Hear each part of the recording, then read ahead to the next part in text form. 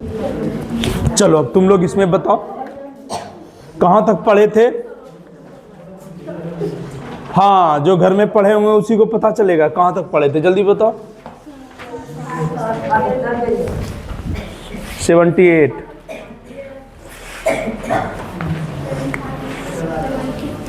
दो प्रकार की वित्तीय संस्था, यही।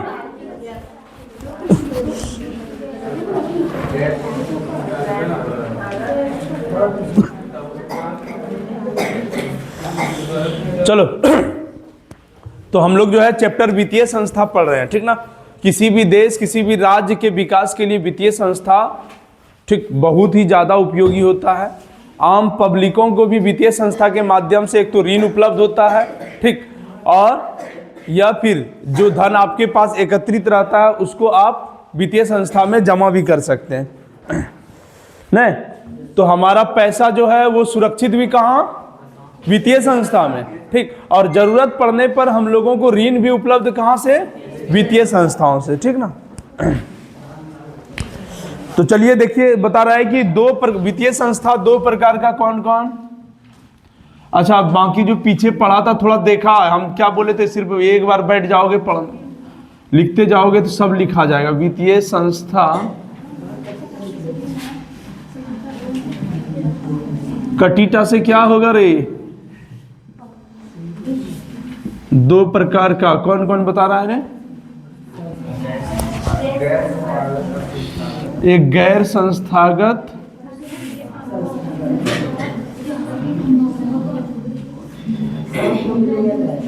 दूसरा रे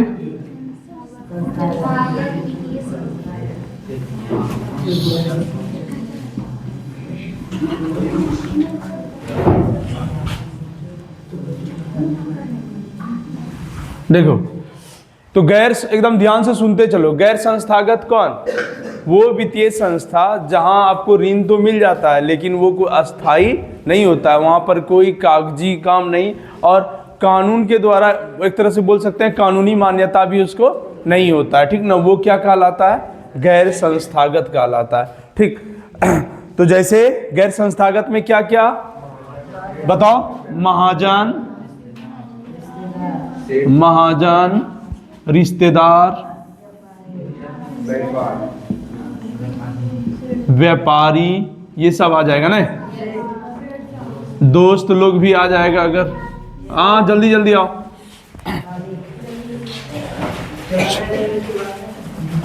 क्या रे, आप लोगों को 7 बजे बोलते हैं आने। चलो संस्थागत में बताओ, संस्थागत में क्या क्या है। सहकारी बैंक, नाबार्ड, और बताओ भूमि विकास बैंक, ऐसे कई।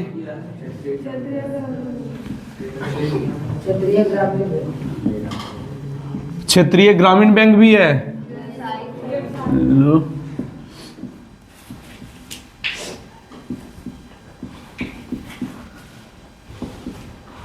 चल छोड़ो, और बहुत है, जितने भी बैंक है सब संस्थागत ही होता है, क्या, ठीक।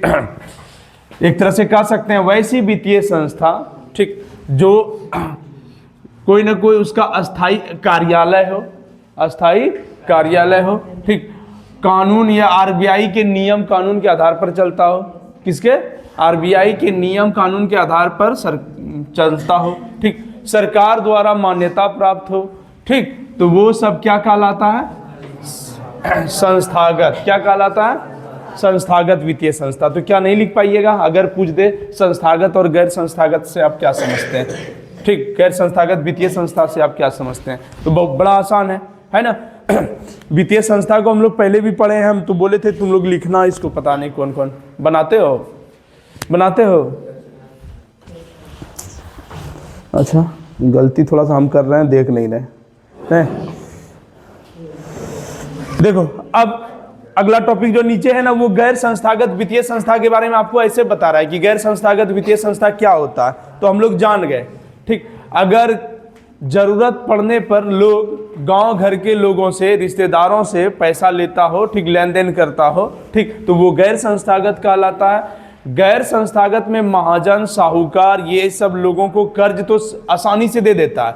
यानी कहने का मतलब ये हुआ, इसमें पैसा लेने का तरीका बड़ा आसान है। यानी किसी भी प्रकार के कागजी, हाँ, कागज पे किसी भी प्रकार की कागज का खोज इसमें नहीं होता है, ठीक ना। इसमें आसानी से लोगों को ऋण उपलब्ध करा दिया जाता है, लेकिन इसके ब्याज बहुत ज़्यादा होता है, ठीक। गांव घर के लोगों को इसमें बहुत ज़्यादा ठगा जाता है, ठीक। तो यही सब है। और इसमें ये दिया है कि आज भी हमारे देश में ज़्यादातर लोग, गांव घर के लोग, यही गैर संस्थागत जगह से ही ऋण ज़्यादातर लोग लेते हैं, ठीक।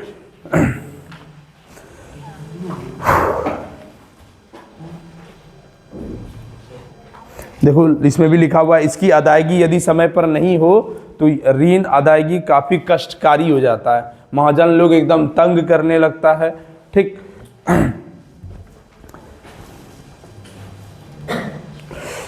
कहता है इस प्रकार गैर संस्थागत स्रोतों से ग्रामीण क्षेत्रों में ऋण देने की कुल मात्रा अभी भी 48%। कितना? 48%। अब देखो एक चार्ट बनाकर यहाँ पर आपको दिखा रहा है कि गैर संस्थागत जगह कहाँ से लोग कितना। 2003 के रिपोर्ट के अनुसार भारत में ग्रामीण परिवार के साख स्रोत, यानी साख जो लोगों को उपलब्ध होता है वो ज़्यादातर कहाँ से, ठीक। तो देखो व्यापारी से कितना दिया है, 3%, रिश्तेदारों से कितना, 7%, दोस्तों से 7% है, ठीक। और उसके बाद यहाँ सहकारी समितियाँ हैं, व्यावसायिक बैंक है, भूस्वामी में ही ये दोनों को ले लिया है 30 और 1, ठीक। यानी इस तरह से आपको बता रहा है कि पूरे भारत में ज़्यादातर लोग कहाँ से अभी भी ऋण उपलब्ध कर रहे हैं, ठीक। अच्छा, गैर संस्थागत स्रोतों द्वारा लिए गए ऋण पर आधारित एक कहानी है। ऐसे ही महाजन साहूकार से गांव घर में कोई एक व्यक्ति है, खेतिहर मजदूर आदमी है, वो कर्ज लेता है और किस तरह से उसको परेशानी झेलना पड़ता है। तो थोड़ा ये सब चीज़ पढ़ोगे ना, इसको पढ़ोगे तो और अच्छा से समझ में आएगा, ठीक ना। तो थोड़ा जरूर पढ़ना चाहिए घर में, ठीक। कहानी के माध्यम से आपको समझाया है।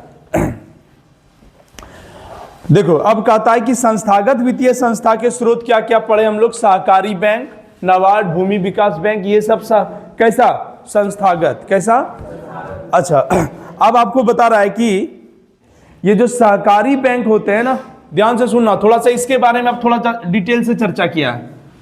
ये जो सहकारी बैंक होता है पूरे देश में बता रहा है कि 3 स्तर पर ये काम करते हैं। कितने स्तर पर? 3 स्तर पर। वो कैसे? देखो कहता है कि एक गांव में प्राथमिक सहकारी साख समिति होता है ना। सहकारी समिति में आपको ये बता रहा है, बताओ तो क्या लिखा हुआ है। गांव में प्राथमिक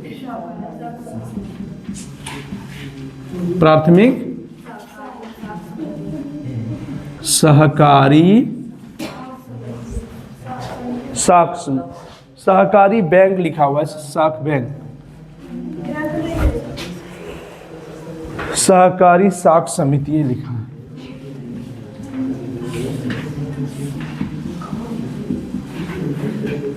चलो दूसरा क्या है?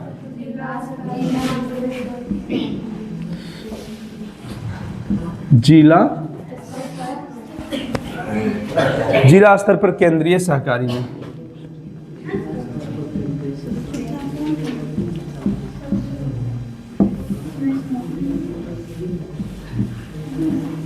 केंद्रीय सहकारी बैंक।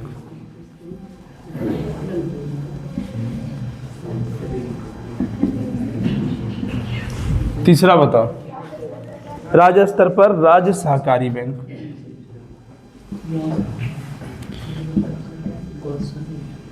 राज्य स्तर पर राज्य सहकारी बैंक। तो देखो बता रहा है कि ये सहकारी बैंक जो है ना 3 स्तर पर।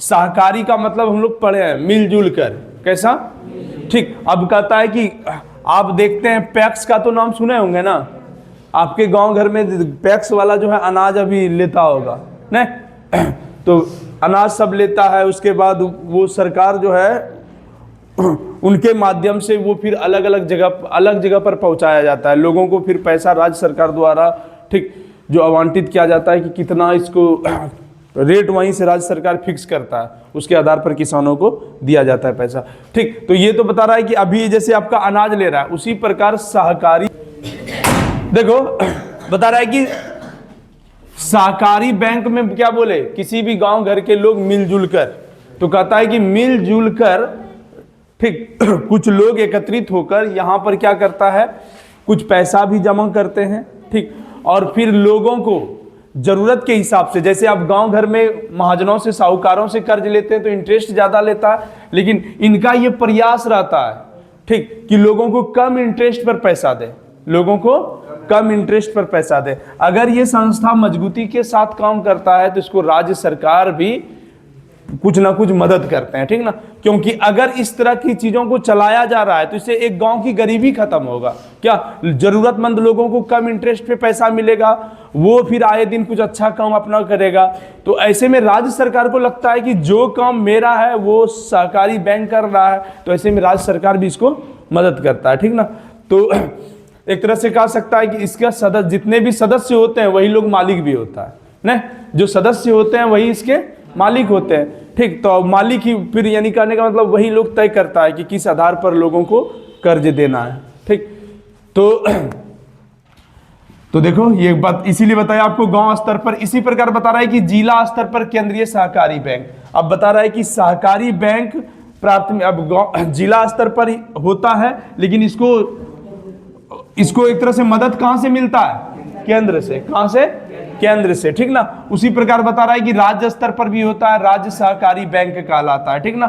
तो देखो इन जितने भी, सुनोगे, ये जितने भी सहकारी स्तर के बैंक होते हैं, ये जितने भी सहकारी स्तर के बैंक होते हैं, इनका एक ही उद्देश्य है कि ग्रामीण से लेकर मजदूर वर्ग के तो लोगों का कल्याण करना है, ठीक ना, उसके जो है समृद्धि और विकास के लिए जहां तक हो पाए मदद करना है, ठीक। अब देखो नीचे इसमें लिखा हुआ है कि ये बिहार के किसानों को, सहकारी बैंक ये बिहार के किसानों को अल्पकालीन, मध्यकालीन और दीर्घकालीन ऋण उपलब्ध कराता है। राज्य में 25 केंद्रीय सहकारी बैंक जिला स्तर पर तथा राज्य में एक बिहार राज्य सहकारी बैंक कार्यरत है। राज्य में यानी राज्य स्तर पर जो है एक बिहार राज्य सहकारी बैंक, ठीक। और ऐसे जिला स्तर पर कितना बोला, केंद्रीय सहकारी बैंक जो जिला स्तर पर होता है वो कितना, 25, कितना, तो ये तुम्हारे किताब के अनुसार यही है। अब देखो प्राथमिक सहकारी समिति के बारे में बताया, यहां देखो लिखा हुआ है, इंग्लिश में इसको पैक्स क्यों बोलते हैं, प्राइमरी एग्रीकल्चर कोऑपरेशन सोसाइटीज, इसीलिए इसको क्या कहा जाता है, पैक्स, PACS, ठीक। मतलब primary agriculture cooperative society, primary agriculture cooperative society, ठीक। तो इसी को हम लोग पैक्स बोलते हैं, ठीक ना। और यही गांव के प्राथमिक सहकारी बैंक को ही हम लोग पैक्स कहते हैं, ठीक। तो देखो इनका ये भी काम है, गांव घर के लोगों को जो है ना एक अच्छा मूल्य पर, एक अच्छा कीमत पर उसके अनाजों को ले, ठीक। और गांव ऐसे किसानों को जरूरत पड़ने पर, अगर उसको अनाज का जरूरत है, खाद का जरूरत है, तो वो कम से कम पैसा में इन लोगों को उपलब्ध कराया जाए, ठीक। और जरूरत पड़ने पर ऋण भी दे। तो अगर ये सही सिस्टम से काम करे ना, तो ग्रामीण लोग कभी भी महाजन और फिर किसी रिश्तेदार या इधर उधर से कर्ज नहीं लेगा, यहीं से लोग ले लेके काम कर लें, ठीक ना। लेकिन हाँ कुछ लोग इनका फायदा भी उठाता है, लेकिन जनरली बहुत सारे लोगों को कोई मदद इससे नहीं मिल पाता। अब ऐसे ही है भूमि विकास बैंक, किसके बारे में, तो आपको अगर पूछे ये क्या होता है तो क्या नहीं बता पाओगे, प्राथमिक सहकारी समिति, पैक्स। अब अगला क्या है, थोड़ा सा यहां इसके बारे में बताया, किसके बारे में, भूमि विकास बैंक। ये सब संस्थागत बता रहा है, कैसा, पूरा नियम कानून के साथ चलेगा, ठीक ना।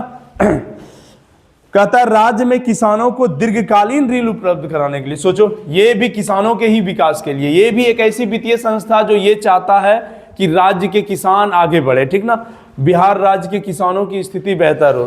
तो ये भी बता रहा है दीर्घकालीन ऋण यानी लंबे समय के लिए पैसा देने का कार्य ये करता है, ठीक।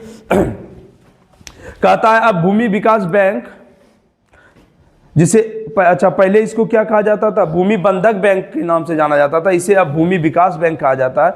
ये किसानों की भूमि को बंधक रखकर कृषि में अस्थायी सुधार और विकास के लिए दीर्घकालीन ऋण देता है। अच्छा, कोई तुमको लंबा दिन के लिए पैसा दे रहा है तो कुछ ना कुछ तो तुमको रखना ना पड़ेगा, ठीक। तो ये बता रहा है क्या लेता है? भूमि को बंधक, यानी कहने का मतलब आपके भूमि का, आपके जमीन का कागज लेगा और बदले में फिर ये आपको पैसा देगा, ठीक। अगर आप नहीं चुका पाइएगा तो उस समय तो आपको डर भय तो होना चाहिए कि मेरा कागज ले लिया है, ठीक। तो इसलिए कहता है कि इस भूमि विकास बैंक से किसान काफी लाभान्वित होते हैं। Tractor, power tiller, pumping set, मकान बनाने के लिए, ये सारी चीजों के लिए लोग पैसा यहां से कर्ज लेते हैं, ठीक। तो सोचो, भूमि विकास भी बहुत अच्छा किसानों के लिए ही, ठीक। दीर्घकालीन ऋण, लंबा यानी थोड़ा मोटा रकम भी देने का काम करता है, जिससे कि आप मोटे स्तर पर कार्य भी कर सकते हैं, ठीक ना। चाहे बता रहा है कि मकान क्यों ना बनाना हो, ट्रैक्टर जैसे निकालने का मतलब वो सभी यंत्र जो आप खेती गृहस्थी में प्रयोग करते हैं वो सब चीज भी ये उपलब्ध करा देगा, ठीक। उसके लिए नहीं पैसा देगा। कृषि के अस्थायी सुधार के लिए 15 से 20 वर्षों तक का ऋण भूमि विकास बैंक द्वारा प्राप्त होता है। कितना? 15 से 20 वर्ष तक के लिए भी दे सकता है, ठीक ना। अब अगला क्या है? व्यावसायिक बैंक। कौन सा? व्यावसायिक बैंक को ही क्या कहते हैं? Commercial bank. क्या कहते हैं? Commercial bank. कौन सा? ये जितने बैंक देख रहे हैं सब कौन सा? Commercial bank. देखो, व्यावसायिक बैंक के बारे में बता रहा है, देश में बैंकों पर सामाजिक नियंत्रण की नीति तथा बाद में उनका राष्ट्रीयकरण 1969 के बाद व्यावसायिक बैंक अधिक मात्रा में किसानों को ऋण प्रदान करने लगा। आपको ये याद रखना है, भारत में पहली बार बैंकों का राष्ट्रीयकरण 1969। बैंकों का राष्ट्रीयकरण पहली बार ऑब्जेक्टिव में पूछा जाता है। 1900 पहली बार जो बैंकों का राष्ट्रीयकरण हुआ था वो कितने बैंकों का? 14 बैंकों का। कितना? हाँ, 14 बैंकों को राष्ट्रीयकृत किया गया था, नहीं राष्ट्र द्वारा उसको जो है एक बैंक का दर्जा दिया गया, ठीक ना। और फिर ये राष्ट्रीयकृत बैंक जो है ना, बता रहे हैं कि ऐसे बड़े बड़े उद्योगपति कंपनियों को ऋण तो दे ही रहा था, अब ये किसानों को भी ऋण देने लगे, ठीक ना। तो याद रखना, वो बैंक जो उद्योग करने के लिए, धंधा पानी करने के लिए लोगों को कर्ज दे रहा है, तो वो सब के सब कॉमर्शियल बैंक कहलाते हैं, ठीक ना। तो 1969 में हुआ था राष्ट्रीयकरण। कहता है बिहार राज्य में बैंकों की संख्या और उनकी शाखाओं का विस्तार हुआ है। उनके द्वारा कृषि क्षेत्र के दिए गए साख एवं ऋण को संक्षिप्त विवरण यहाँ पर दिया। अच्छा, किताब में ये भी दे दिया है कि बिहार को अभी तक इन व्यावसायिक बैंकों के द्वारा किस प्रकार से मदद मिल पा रहा है, ठीक। भले ही अन्य राज्यों की तुलना में थोड़ा कम मदद मिले, लेकिन दिन प्रतिदिन बिहार को भी वित्तीय संस्थाओं के सहयोग से बहुत कर्ज मिल रहा है, बहुत ऋण उपलब्ध हो रहा है, ठीक ना। तो आपके किताब में दिया है 1972 का एक रिपोर्ट है, देखो। कहता है व्यावसायिक बैंकों द्वारा बिहार की कृषि साख 1972 में लगभग कितना करोड़? 7.30, यानी 7 करोड़ 30 लाख के आसपास। क्या ये कब? 1972 में। उसके बाद सीधा 2001 में आ जाओ, कितना? 548 करोड़। कितना? तो ये आपको बता रहा है कि दिन प्रतिदिन हम देख रहे हैं, और बाकी बीच में और भी दिया है 90, 91 में, 95, 96 में। ये आपको ये बता रहा है कि एक एक वित्तीय वर्ष में इन व्यावसायिक बैंकों द्वारा बिहार के विकास में पैसा दिया जा रहा है, इतना इतना देते हैं बैंकर। ये आपके सामने जो है ये 24 साल पहले का रिपोर्ट है, 2001 वाला, ठीक। तो इस तरह से अब हजारों करोड़ ऐसा पैसा होता होगा जो बिहार के विकास के लिए किसानों को, मजदूरों को, गरीबों को, ठीक, भूमिहीन व्यक्तियों को मिल रहा होगा। तो चलो, व्यावसायिक बैंक के बारे में थोड़ा यही बताया आपको कि कितना किस प्रकार ये फायदेमंद होते हैं।